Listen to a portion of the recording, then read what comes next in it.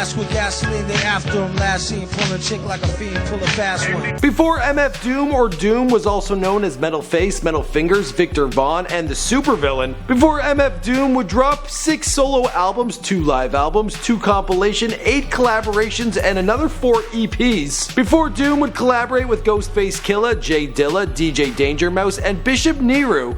I appreciate him doing it because not many people get to be around Doom, as you can see, so I appreciate the opportunity. Before Doom would return to live in his native England back in 2009. Before Doom would pick up flack for his choice of hiring others to perform in his place at live shows. Before MF Doom decided that he was done with the music industry, or at least showing his face in it. Before Sia would enlist the help of a child dancer to conceal her identity, or Daft Punk would dress up like a whole bunch of robots.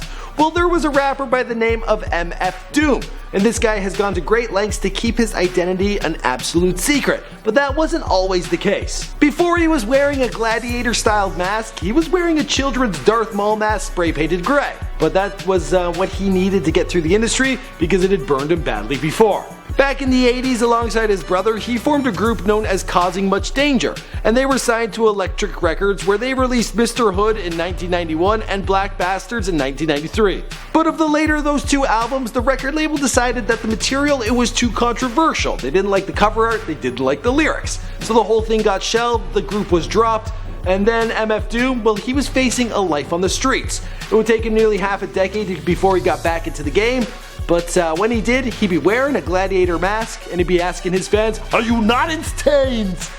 He didn't sound like Arnold Schwarzenegger, and he never really said that. It's just a Gladiator mask, so I thought it'd be good. Are you not entertained? Anyway guys, my name is Michael McCrudden, and welcome to Before They Were Famous, documenting the life and career of MF Doom prior to fame, here for you on Before They Were Famous. Now you guys have been requesting this one for a really long time.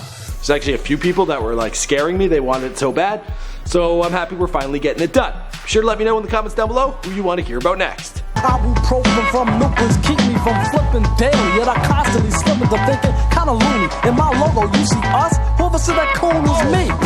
MF Doom was born Daniel DeMille in 1971 in London, England, the son of a Trinidadian mother and a Zimbabwean father. His family soon moved to New York, where he and his brother, Dingleswee, were raised in Long Island. Now, it was Daniel's mother who gave him the nickname of Doom when he was just a boy. Why? Well, the guy would obsess over comic books, that and video games. When he wasn't obsessing over these 2 pastimes, well, him and his brother, they would hit the streets where they would practice their graffiti as well as breakdancing.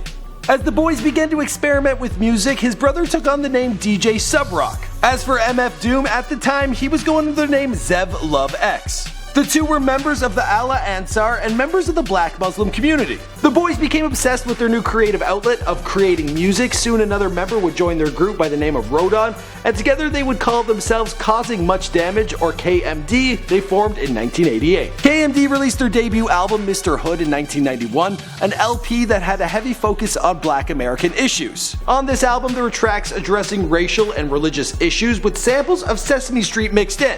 Yeah, that wasn't for everyone, but their tracks Peach Fuzz and Who Me, well, those would get significant both television and radio play.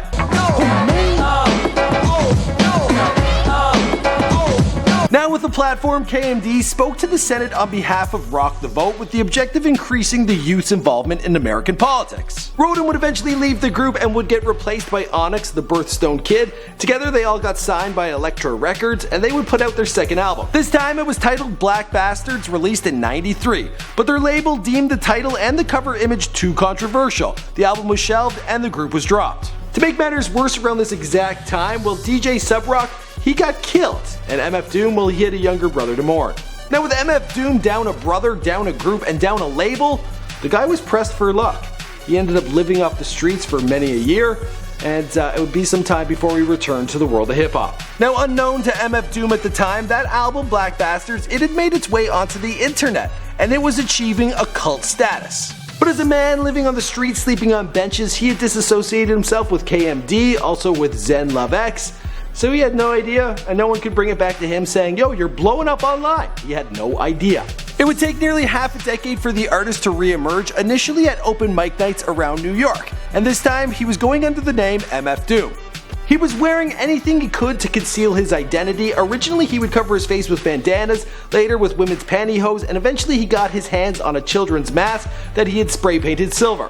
He hooked up with an old friend and graffiti artist by the name of Blake Letham, who then decided that they would take his mask to the next level and acquire one from the movie Gladiator. So I took just the faceplate off, we shaped it a little, and I fastened the faceplate so that he could wear it and it would actually swivel up. Are you not entertained? There it is. That was better. For Doom, the mask, it represents his disdain for the music industry. It also allows him to put on a character.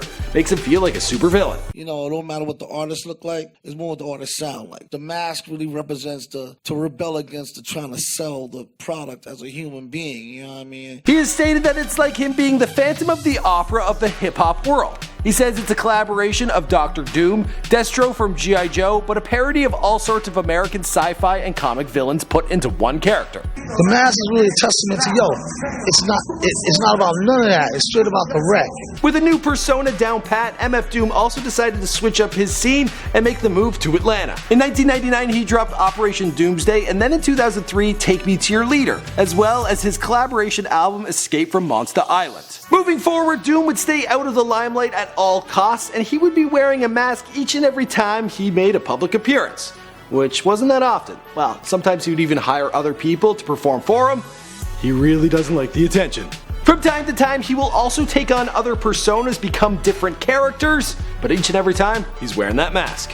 There's no way to really explain it. Are you not entertained? I am. See, it took too long, now I'm drunk, nigga. And the rest of the story? Well, you know the story because this is Before They're Famous. My name is Michael McCrudden. Thanks for checking out my personal channel. I do all sorts of celebrity bios on here. Skepta is another one that comes to mind. But I've just done so many, so be sure to browse around and hit subscribe. Also, guys, let me know in the comments down below who you want to hear about next. And the people who've been asking for MF Doom for months and months and months, well, there you go. I hope you enjoyed it. Let me know what you thought in the comments down below. I still read all the comments, although there's so many of you guys now, it's hard to keep up. But I'm trying. That's what Sundays are for. Yeah. Okay. Bye. I will be making a Before They Are Famous for one fan of this show, but to enter, you have to inform and entertain me. I'm encouraging you guys to dig through my Twitter, my Instagram, my Facebook page, and old videos I've posted to YouTube. Find something revealing about me and then share with me online. Find some stuff, send it my way via Twitter or Instagram, and whoever entertains me the most, well, they're gonna get on this show.